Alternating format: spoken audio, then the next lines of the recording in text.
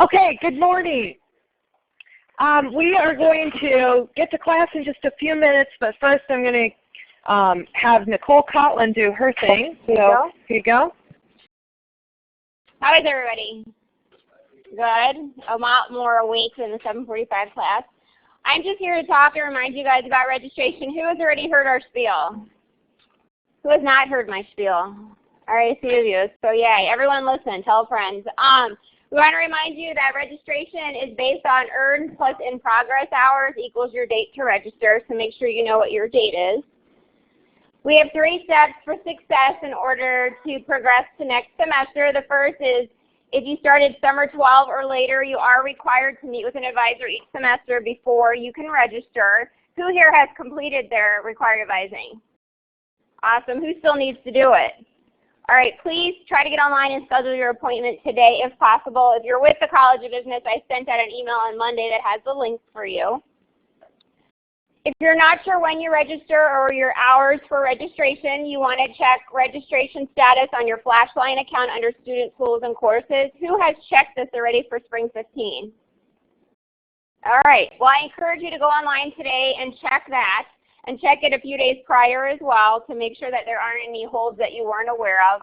On the very top, it will tell you your date to register. If you're required to meet with an advisor and you've not completed that requirement, your date will not show, and it will tell you need to schedule an appointment. As well as this page will show you if you have any holds that are going to prevent you from registering and your total hours for registration. So for this example, the student has 37 earned hours and 15 in progress hours for a total of 52 hours, which means they register on November 10th.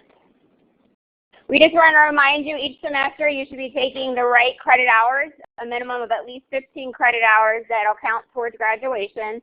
And you can work that out with your advisor on what the right hours are and what your formula to finish is depending on your major and or minors or dual degree. Lastly, I just want to remind you that we have our own career services office in the College of Business. I highly encourage you to take advantage of visiting with them. They have drop-in hours from 11 to 1, Monday through Thursday. Is anybody here planning to go to the job and internship fair next week on Wednesday on campus? All right, everyone should raise your hands. I encourage you just to go and walk through to get a feel for what the event is like. Has anybody gone to it in the past? What's it like?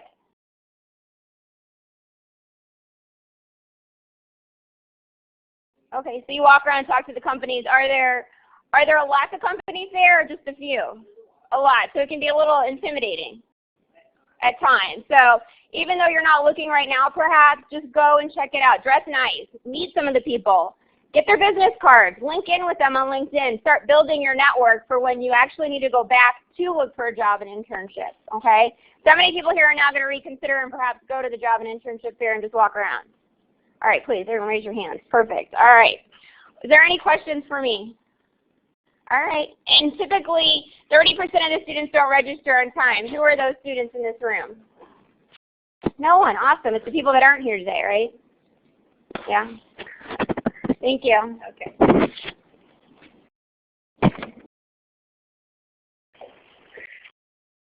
Okay. Thank you, Nicole.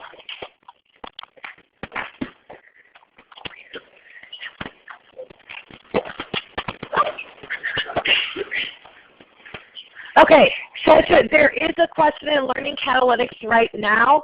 The session ID is on the screen. Haley is also continually pasting it into the chat room. In case you're wondering why she keeps pasting it in over and over, is when you enter the chat room, you see no prior chats. So the people that are coming in right at the last minute don't see when she's put it in there before. So we have a question out there in Learning Catalytics right now. It's similar to a question on Monday, but different, and you do have to read it closely to answer it. I will be closing that Learning Catalytics question at the end of the general announcements here coming up. Okay, starting with what's due Saturday this week. Saturday this week, we have homework on chapters 4 and 8. It is one assignment. It's not unduly long. We also have an Exam 2 info quiz. I believe it's about 5 multiple choice questions. It should be pretty straightforward. Those are both due Saturday. If you're in Section 3, you have a regular quiz due as well. In addition, out there in My Accounting Lab is Practice Exam 2. Practice Exam 2 is available now. It's due before you take the exam, so the last time you can actually submit it is Wednesday at the end of the exam. And your score on that is the average of all your attempts. If you like, you can access the same material through study plan, but I would definitely use that exam to practice for the real exam. And so that is due sometime before you take the exam. There is no class next week because of the exam. Your job next week is to take the exam. You have to finish the exam by 8 p.m. Wednesday. Section 3, 7, and 8, you need to schedule with ProctorU at least 72 hours in advance. If you have any trouble at all registering, a common thing if someone emails me and says exam 2 is not showing up, it's you've probably hit one of the filters incorrectly. If you have any trouble at all, don't hesitate. Just pick up the phone and call ProctorU and talk to a person, and they can get you set with what you need. And one last announcement here, there is a 10-point bonus if you take the exam and submit it before 9 p.m. Eastern Time on Monday. That's not printed anywhere else, but there's your 10-point bonus. When you take the exam, your score does not include the 10 points. The 10 points is added. I'll add it Monday night, most likely Monday night sometime after the exam closes, or Tuesday morning somewhere in that time frame. So when you finish the exam, as long as you're submitting it before 9 p.m., you will get 10 points added on to that then sometime before Tuesday morning. Okay, so that brings us to the end of this Learning Catalytics question. Now, I do, let's share. Okay. We're going to be closing this question in about 5 seconds. So the question is, Woody Corporation purchases a $1,000 bond issued by Solar City. What does Solar City have? Solar City has a investment or bond payable. 5 seconds.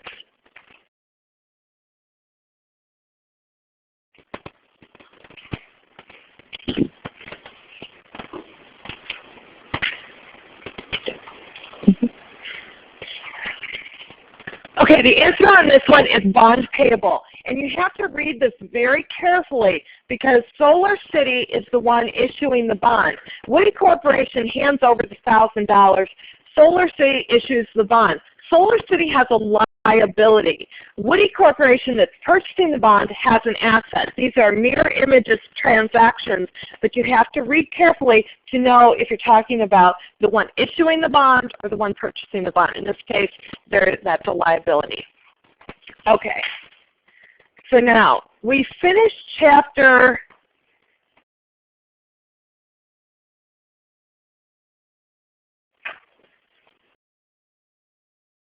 Okay, we finished Chapter 4 on Monday. I just want to point out the page numbers for Chapter 4.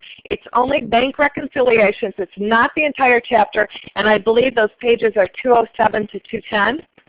Okay, so that's it in Chapter 4. It's not the whole Chapter 4. It's just those bank reconciliations.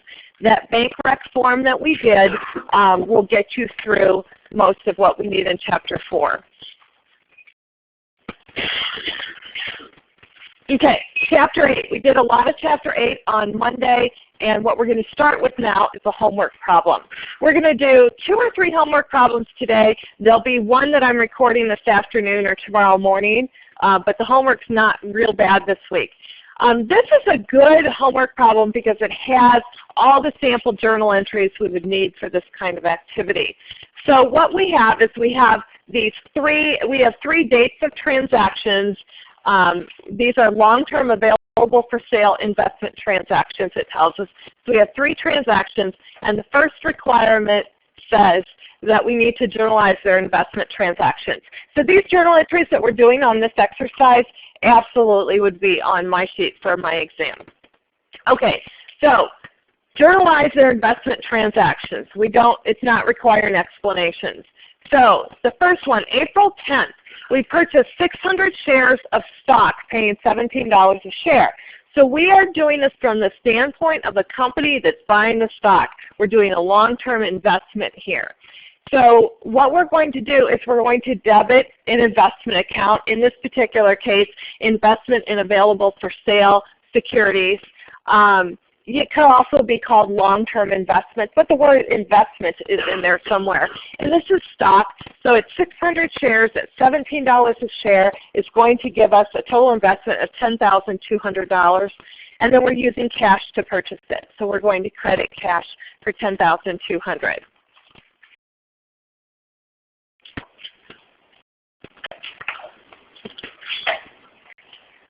So this is when we purchase a stock investment, and it's going to be available for sale.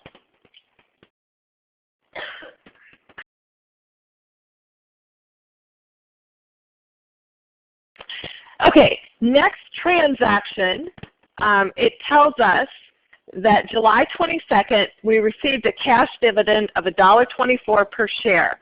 Okay, so we're receiving this cash dividend. So we're getting cash in. We're going to increase cash. How much cash? We have 600 shares we bought at $1.24 a share. So we're going to take the 600 shares times $1.24, gives us $744 of cash coming in. So we're getting cash in, and then our credit is dividend revenue because we're earning dividend revenue on this. So far we've done two transactions. We've done the purchase of an investment, and we've done the recording of dividend revenue.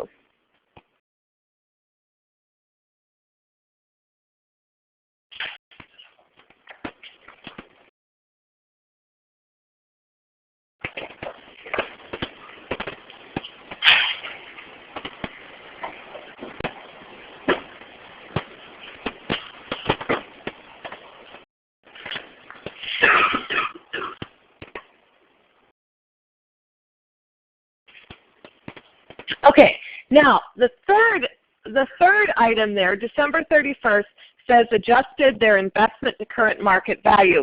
When we have available for sale investments, we adjust them at the end of the period to market value. And these are those unrealized gains and losses. So we're adjusting them to reflect that they're worth more or less than when we bought them. So it says we adjusted the Bison investment to its current market value of $5,500. So what we're saying here is this is only worth $5,500. We bought it for $10,200. So what we've done here is we've actually experienced an unrealized loss. So we purchased for $10,200. Its current value is $5,500. So that difference, that $4,700, this stock has fallen in value $4,700. We don't want that to happen, but that's what happened. And we say this is unrealized. That word unrealized is critical here. If it says unrealized, that means we have not sold this. If we didn't have the word unrealized, it would mean that the gain or loss was because we sold it. Unrealized means we're still holding it. It doesn't mean that this is the final deal. It's just saying this snapshot moment in time, we've got an unrealized loss. So this is the calculation. This is not the journal entry yet, but I wanted to show you the calculation because the calculation is going to go away here in a minute. So that's how we calculate our unrealized loss. We're basically saying we paid $10,200 for it. It's worth $5,500. So there we go. So our journal entry, we're going to debit the unrealized loss. And we have unrealized loss on investment in AFSS investments available for sale. Unrealized loss is probably sufficient to get you close enough to it. Unrealized loss, the $4,700 we would debit, and then we credit the allowance to adjust investment for that same $4,700.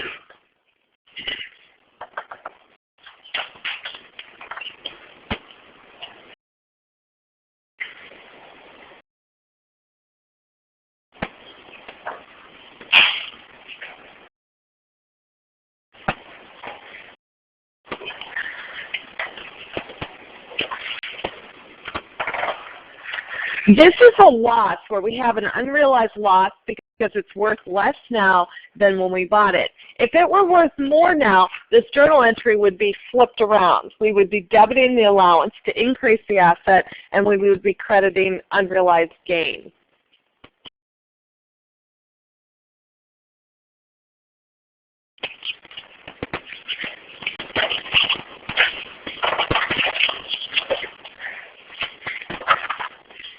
So that's the third entry, and that's another entry I would put on my sheet. I would also make a note, like put little arrows, say backwards for gain. So if this journal entry is for a loss, if it's decreased since we bought it, a gain is backwards. So you flip it around, and if it's a gain, you're not going to have unrealized loss, you'll have unrealized gain. But a gain is exactly opposite. You would debit allowance and credit unrealized gain.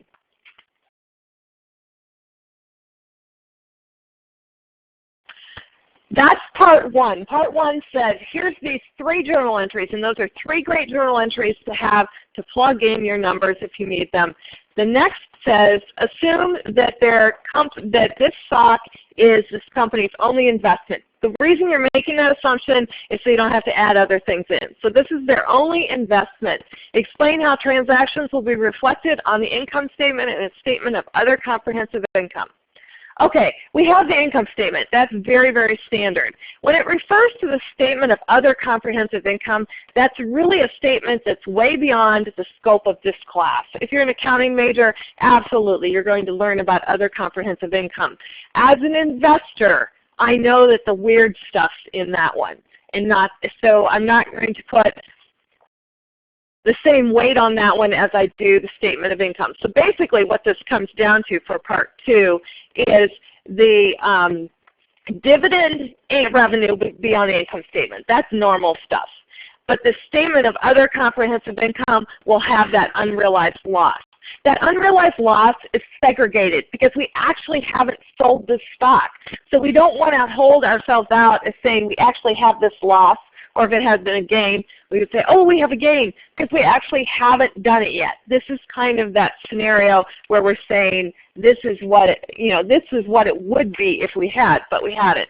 So the statement of other comprehensive income, you don't need to know anything else about it other than that's where unrealized gains and losses go. But our dividend revenue is on the income statement.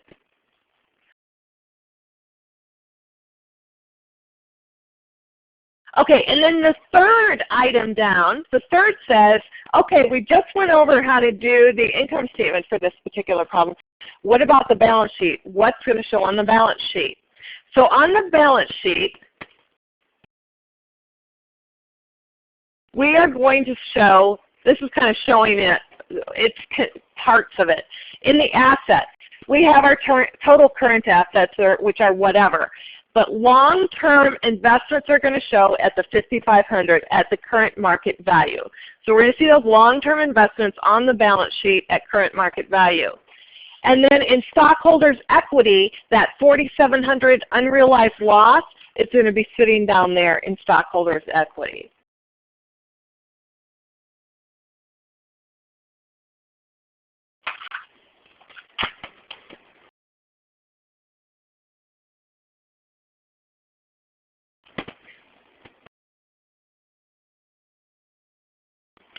If you're done writing this down, there's a question out in Learning Catalytics now. Read it carefully, because this is where just one word can make a big difference.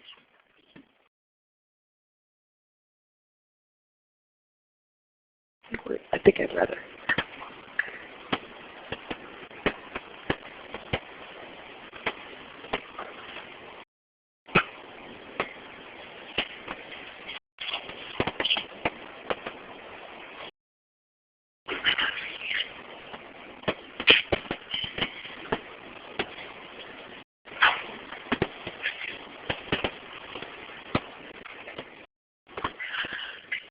Okay, this question is in Learning Catalytics right now, so do answer it. I don't have it showing in Learning Catalytics on the screen, but it is in Learning Catalytics.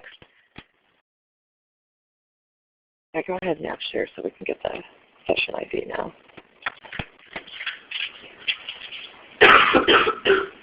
Okay. Gains and losses from available for sale investments arise from what activity?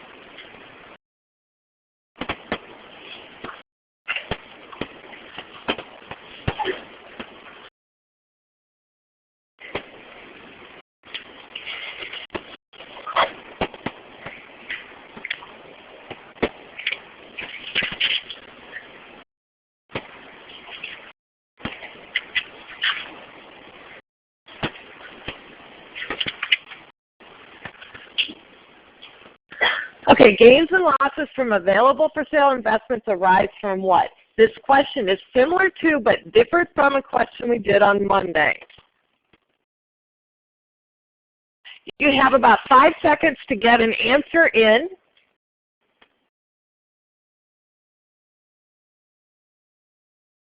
I'm going to take over this one.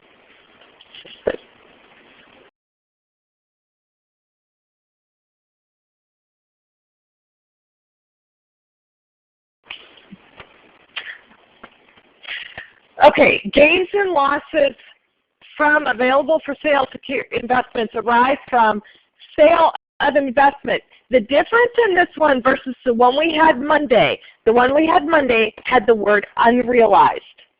Unrealized means that the market value has fluctuated. If you see unrealized gain or loss, that means that there's a market value change. When you do not see the word unrealized, it means these have been sold, period. Okay? These securities have been sold, and that's why you have this gain or loss. It's been sold.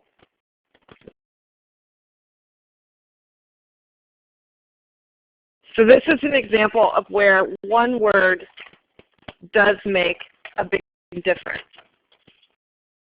Okay, next up, we're going to be looking at held to maturity debt securities. Okay, we just looked at one where we had available for sale, and it was stock. When we buy stock in a company, we buy shares of stock, and the company doesn't ever pay us back. We just own a piece of the company. If we want to get rid of it, we sell it sometime. Now that contrasts to debt securities. Debt securities are bonds.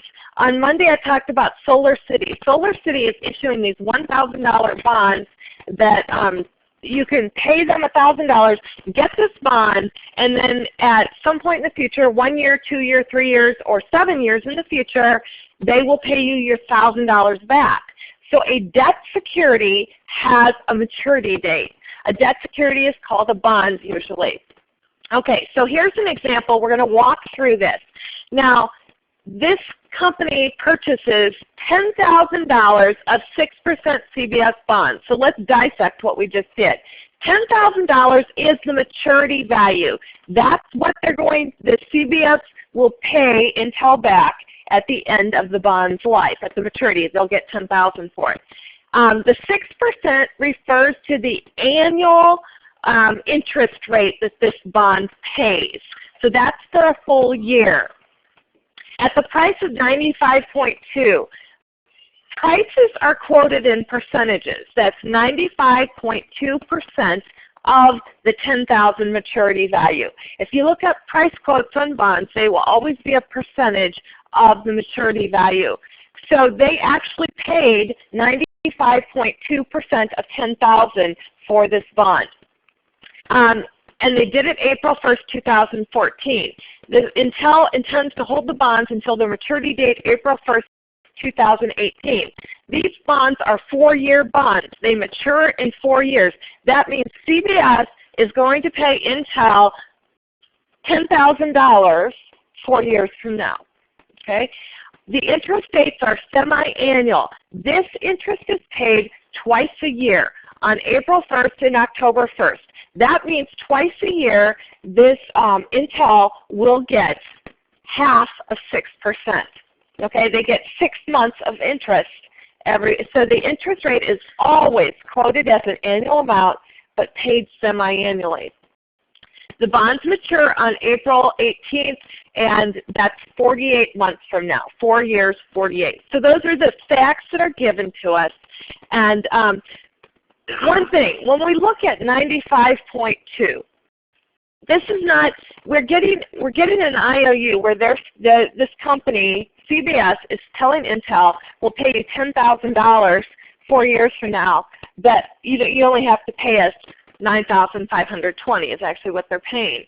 The reason they do that, this is not given in the problem, but the reason something would sell, that's called selling at a discount. It's a discount because it's less than the maturity value. So anything less than 100 is a discount. The reason a bond would sell at a discount is because the market rate of interest is higher than what this bond pays. So, for example, out in the market rate of interest, you always hear about market rate of interest. Market rate of interest is, say, 8%. We're just pretending that. I just pulled that. It's higher than 6%. So market's paying 8%. So if CBS has these bonds that are paying 6%, no one is going to buy their bond. Because why would you take 6% if you could get 8% down the road from a different company? You would not buy this bond. So what CBS has to do is CBS has to say, okay, if you buy my bond, I'm only paying you 6% interest, but I'll give you a discount. You don't have to pay me the full $10,000. You only have to pay me $9,520 right now, and at the end of 4 years, I'll pay you $10,000. So the difference between there, that discount, it's $480, is actually prepaid interest is what it acts like. We call it a discount. The reason CBS can't adjust its bonds to pay, you say, well, why don't they just issue their bonds at market rate? Market rate fluctuates minute to minute, day to day. So the market rate will bump up and down. Bond issues are underwritten way in advance of actually going to market. They have no way of knowing what the market rate is going to be, the time they issue the bonds, and then the bonds trade all the time, so we have to have some mechanism for pricing a bond that isn't paying market rate. So in this case, we know that the market rate is higher than the 6% because it's selling at a discount. Now, if this bond were selling at 102%, that would tell us that the market rate is less than what these bonds are paying, and that's called a premium. So bonds can sell at a discount or a premium, and that extra money, either the extra paid or the extra not paid, is a discount or premium, and that represents an adjustment to interest. So that makes that percentage interest rate on the bond equal the market rate. So that's a long way of saying why we sell bonds at prices that aren't at their maturity value. Okay, so this is the facts on this held to maturity debt. So we're going to go through, these are great journal entries to know. Once again, these are ones I would know. I would put them as good samples. So in this example, what we're doing now is we're writing the journal entries for everything we just talked about. Intel Capital records the purchase of 10,000 6% CBS bonds at a price of 95.2. The bond issue price, that's going to be that 9,520. I got that by taking the maturity value of 10,000, or the face value of the bonds, times that price of 95.2. 95.2 is 95.2%, or 0.952 times the 10,000. So that's the price we pay.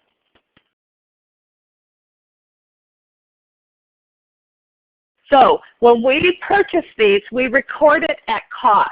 We record the held to maturity debt securities at cost. So we're going to say we're going to debit long-term investment or held to maturity investment, something that says investment and it's long-term for the 9,520. We'll credit cash for the 9,520. So we record them at cost.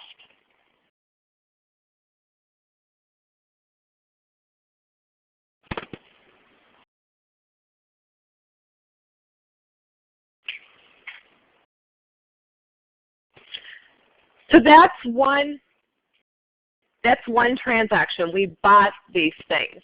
Next up, we have the recognition of interest on this bond. So this is April 1st we bought it. So now we go on to the receipt of interest on October 1st. So these bonds pay interest April 1st, October 1st. You don't get interest the first day you buy it. You get it after 6 months. So October 1st, we receive interest on this bond. This bond is $10,000 times 6%, which is an annual rate, but this is only for 6 months. So we're going to take 10,000 times 6% times 6 months divided by 12. So what we're going to see here is we're actually going to get cash of $300. And how I got that is I took the face value of 10,000 times the 6% rate times 6 months out of 12, because the interest is paid semi-annually.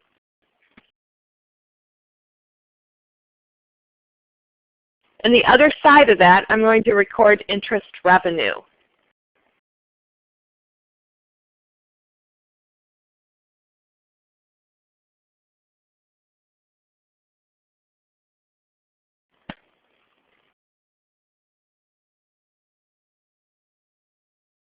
Yes, you can certainly take the percentage and divide by 2, but you're going to have, I was using a more generic formula because in the next slide you're going to see we have to adjust the formula more. Sorry, I just jumped in. Okay, so that's the receipt of interest. So that's the 6 months of interest. This is October 1st. We've held it from April 1st to October 1st. We have one more thing to do, and this is a new thing to us. Remember that discount? We said we sold this bond that's going to pay us back $10,000. We sold it, or we bought it for $9,520. So we had this discount of $480. And we got that discount because this bond is paying less interest than everyone else. So that $480 is referred to the discount. And what we need to do is we need to spread that discount over the life of the bond and recognize interest income for that discount, because that's what it is. They're giving it to us cheaper to push their interest rate up.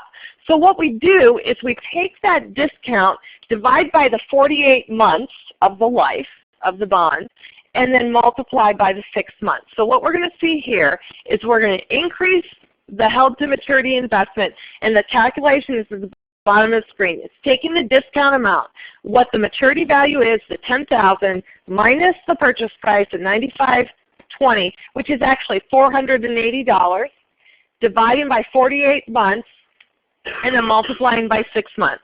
So we get $60 as interest revenue. So we're going to, every 6 months, we're going to take $60, add it to the investment, and increase interest revenue.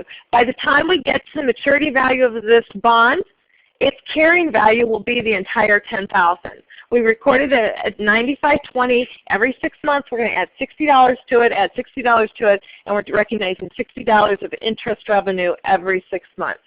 So this is to amortize the discount on this bond investment. So we're spreading that discount over all the period we own it, and it represents interest revenue to us, because we bought it at a discount because it wasn't paying as high of a rate as we could get from another bond.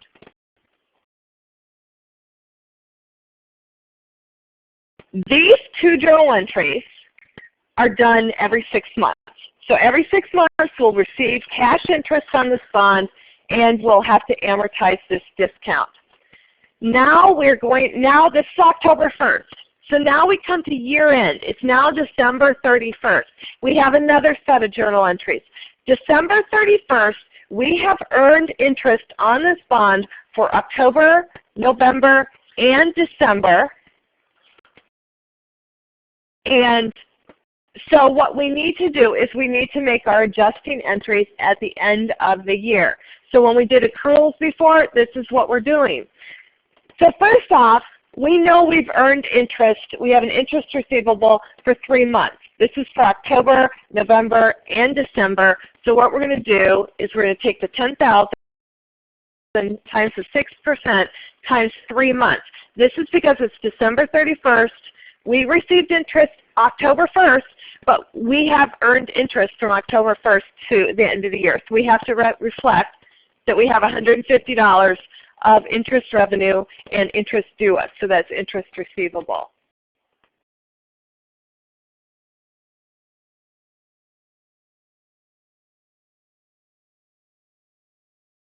Okay, so that's the interest. Now we also have this discount that we would amortize for 3 months. We need to recognize 3 months of the discount as well. So what we're going to do is we're going to take that discount, the $10,000 minus the $9,520, divide by 48 months, times the 3 months, October through December. So these are the year-end adjusting entries. So we're going to have to amortize the discount. It's the second entry, and the first entry is to record the receivable of the interest due us. And this is for the 3 months since the last interest date to this balance sheet date.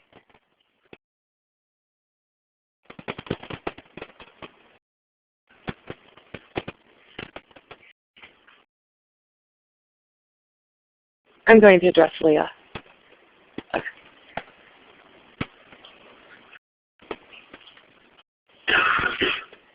Okay, so in April 1st, when you receive interest now, so we've done these 3 months.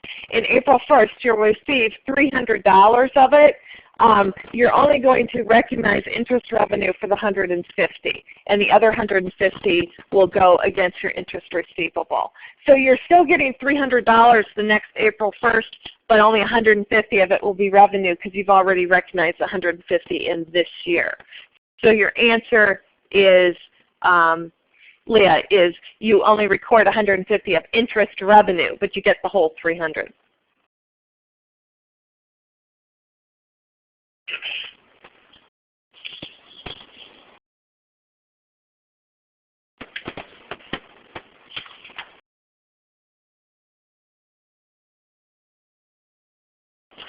Okay, we have 2 Learning Catalytics questions related to this. So we're going to push that out first.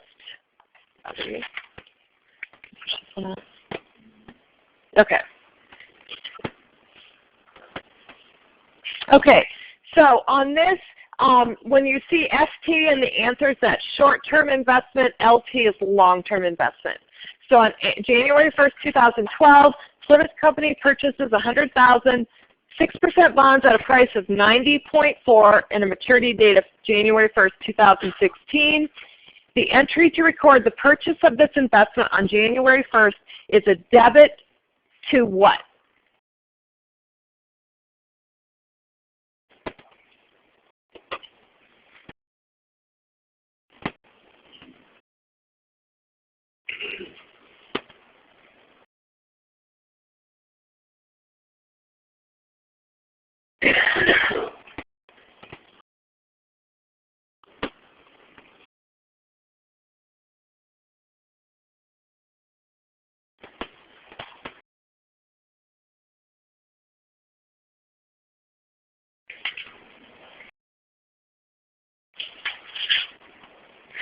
So you basically have to decide, is this short term or long term? That'll narrow down your choice to two.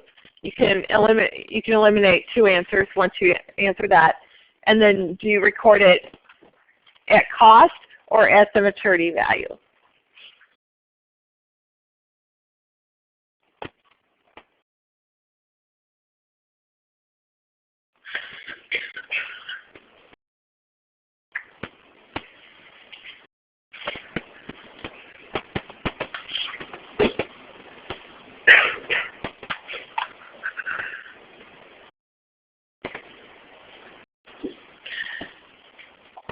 Okay, you're going to need to take a stab at it. We're recording the purchase of these bonds at on January 1st, and we have to decide if it's short-term or long-term, and then if we record them at cost or at maturity value.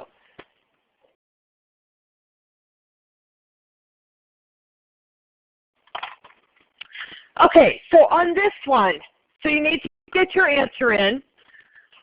You have about 5 seconds to enter your answer. The entry to record the purchase of the bond investment. Well, first of all, it's going to be long-term because this is January 1st, 2012, and these matured 2016, so that's more than a year. And then we record them at cost. So they're recorded at cost. So we'll have a debit to our long-term investment for $90,400. That's just like the first journal entry we did. We have a long-term investment, $90,400.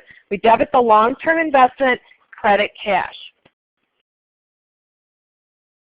Okay, we have one more.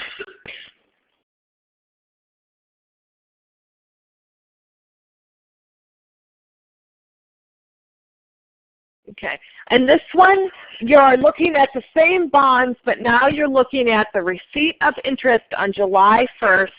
What would we debit and for how much?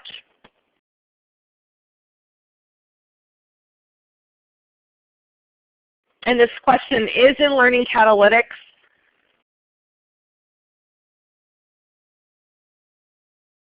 $4 years.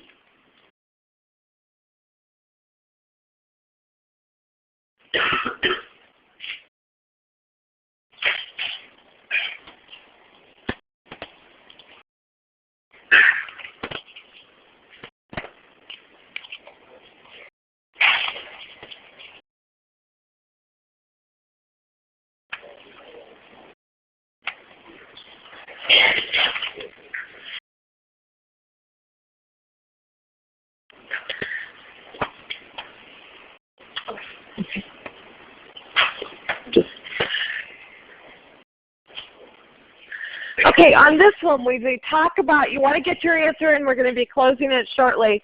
The entry for the receipt of interest would include a debit to what? If we're receiving interest, we are receiving cash. Cash is a debit. This is one of those journal entries I told you you should have. So when we see a receipt of interest, we're always going to be debiting cash. So we can know that this answer has to be either A or B. And then we calculate the interest on this. 100,000 times 6% is 6,000. That's for the whole year. Interest is paid twice a year, so it's 3,000. So the answer on this one is going to be we debit cash for 3,000 because the interest is paid every 6 months. We get half the interest. So 6% times 100,000 times 6 months out of 12, we're going to debit cash, and then our credit's either going to be interest receivable or interest revenue, depending on the facts of the situation.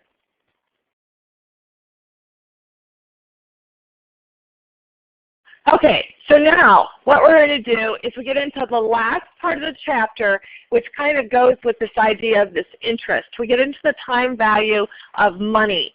Time value of money affects long-term investments. If you've had finance, intro to finance, this is going to be a duplicate of what you've had in there. What we're dealing with here is discounting is figuring out what something's worth right now. We're talking about bonds that are going to pay off 10 years from now. If we're going to get 100,000 10 years from now, that is not worth 100,000 right now. So principal is the amount you borrowed or invested, and this discounting is the process of calculating present value. Okay. If you think on a timeline, today is present value. When this bond matures is future value. In your textbook, it goes through and talks about how to calculate future value, like how much will you have 10 years from now if you put $5,000 in the bank right now and earn 5% interest. That's future value. What we're concerned with only, I'm cutting out half of this for you, is we are only doing present value. Present value is what we're interested in. So present value says we know what we're going to get 10 years from now. We buy these bonds that are worth, that have a maturity value of 100,000. I want to know what would I need to put in the bank right now to have 100,000 in 10 years. It's not 100,000, it's something less. So we figure out the present value. Present value is always going to be less than what the future value of something, because it grows over time. You invest your money and you get, your money grows. So the present value is always going to be less than the future value. Now in your book there's two tables. I believe I have the right page numbers, but they're present value of $1 and the present value of annuity one. Present value. Okay, these two tables are key. There's actually 4 tables in this series of pages. 2 of them say future value. You do not need them. On your homework and on the exam, if you need the table, it will be provided as a pop-up for you. All 4 tables will be provided to you. So right now I'm telling you, you can completely ignore the future value tables. You will not need those. So you've now eliminated this quandary of which table to pick down to 2 tables. We have the present value of a dollar table, which is used for when we have one sum of money we're interested in. And we have the present value of an annuity table.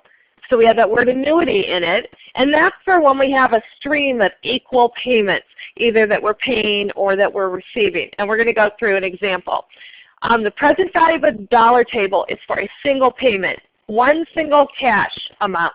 So either we've got money going out or money coming in, but it's one point in time that we use the present value of a dollar table for. If we have 2 or more equal payments, then we use the annuity table. So this is where we say we're getting $1,000 every year for 5 years. That's an annuity. Okay? So your big decision on these tables is eliminating the future value tables, because we're zeroing in on the present value, and then determining, do we use present value of a dollar table or do we use the present value of an annuity table?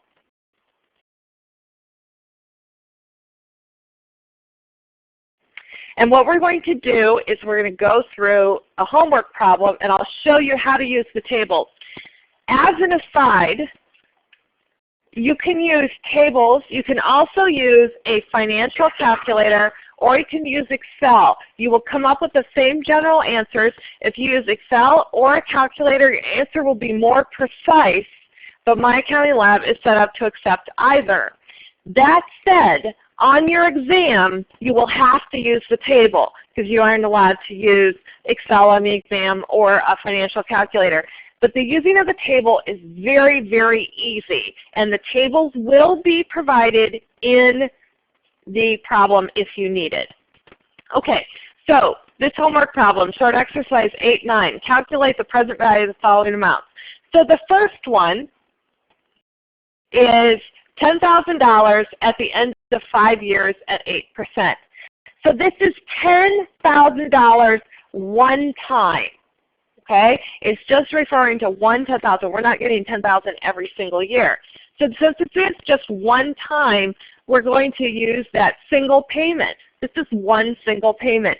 So I'm going to go into my present value of a dollar table. And it's 10,000, 5 years, 8%. So now what I do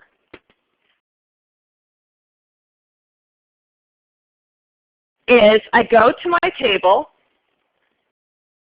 and I'm going to find the 5th row and 8%. So I'm going to go across 5 rows, the 5th period, and the 8%, and I get 0.681. That's my factor for figuring out what $10,000 that I'm going to get 5 years in the future is worth today if interest rates are 8%, or what I can earn is 8%. So what I do with that factor of 0.681 is I'm going to take the 10,000 face value, multiply by that 0.681, and get $6,810. And that's its present value. If I were to take $6,810, put it in the stock market today, and earn 8% for the next 5 years, I would have $10,000 at the end of the 5 years. I would have that 10,000 future value. So that's using the present value of a dollar table. We have one sum of money. Now we go to the second part of that one, $10,000 a year at the end of the next 5 years. So this, I'm getting $10,000 every year for 5 years. That's an annuity problem. That's going to be the present value of an annuity because I'm getting $10,000 every year for 5 years. Okay, so we're going to use this other table. And again, it's 5 years, so 5 is my period. 8% is the column, and what I'm going to do is I'm going to go into that table, 5 years, 8% is, the factor is 3.993.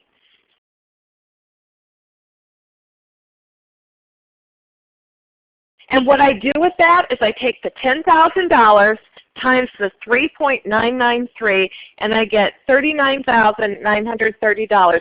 That's the present value of getting $10,000 every year for 5 years.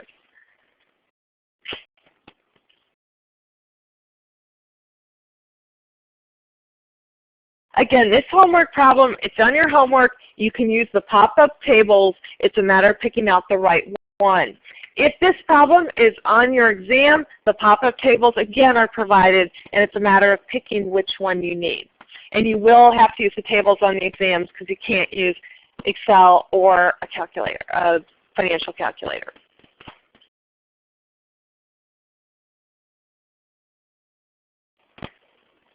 Can I answer that one since you? Okay. Okay, the question is, would the present value change from day to day then, or is the present value a constant value?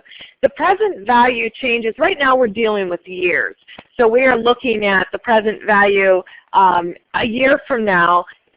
We only have 4 years left, so your present value will change. You can calculate present value month to month. I would say most companies do not calculate the change in present value day to day. In theory you could, but as you creep closer to your maturity value, your present value is going to get greater and greater as you get closer. So the present value in theory would change, but for our purposes we're doing present value every year. Bonds can do present value every 6 months because they pay interest every 6 months.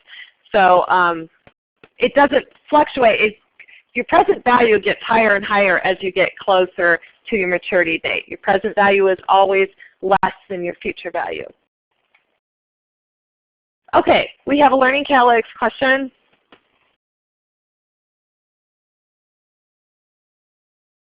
We're going to switch.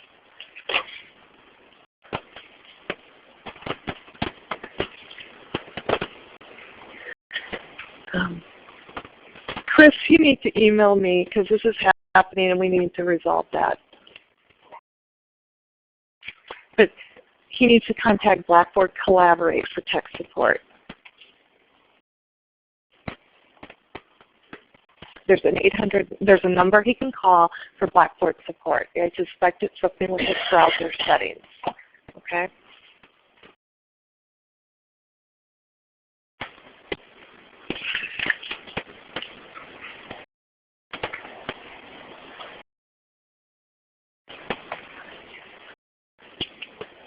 Okay, on the maturity date of the bondholder will receive the bond's present value.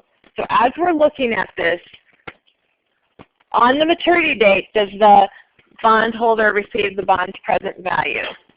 We're going to close this in about 5 seconds, 10 seconds. This is true, false. Give it a stab.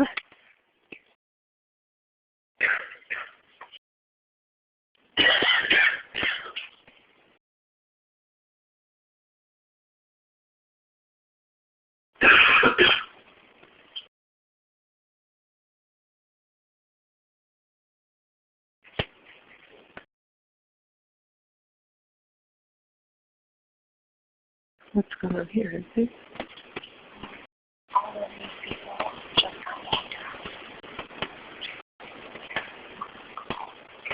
Well, they left. Oh, thank you. Okay. We're going to close this question in 10 seconds, so get your answer in.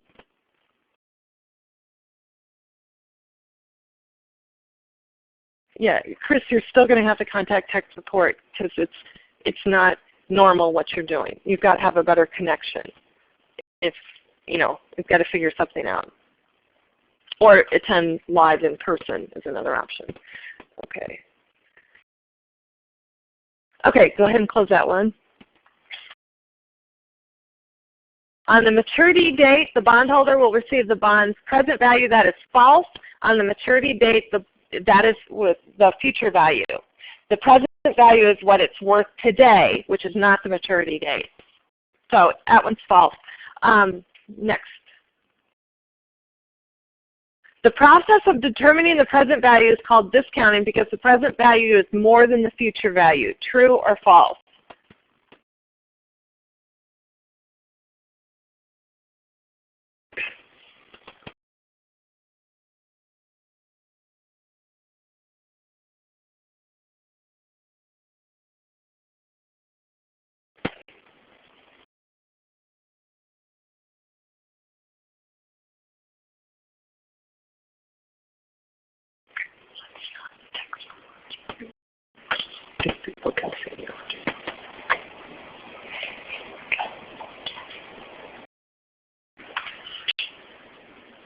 Okay, the process of determining the present value is called discounting because the present value is more than the future value. True or false? Get your answer in. We're going to close it in 5 seconds, so get an answer in.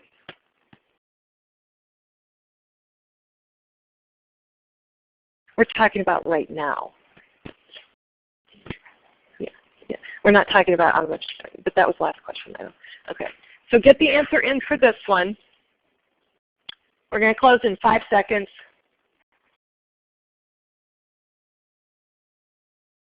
The process of determining the present value is called discounting because the present value is more than the future value. True or false?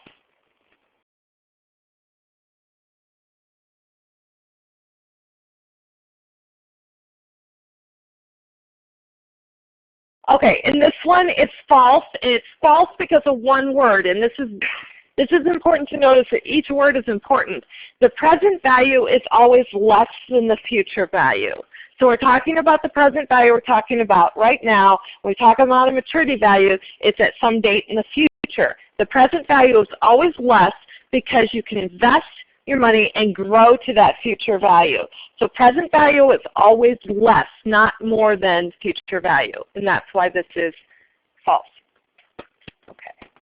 And then we have one question left for today. Okay, so this is our final question for today.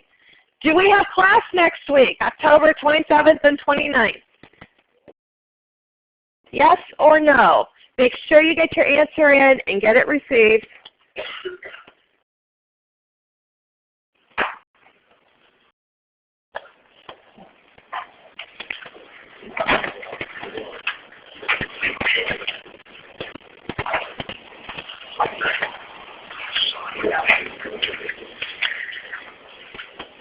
Okay, do we have class next week?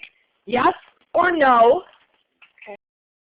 You've got 5 seconds left to answer.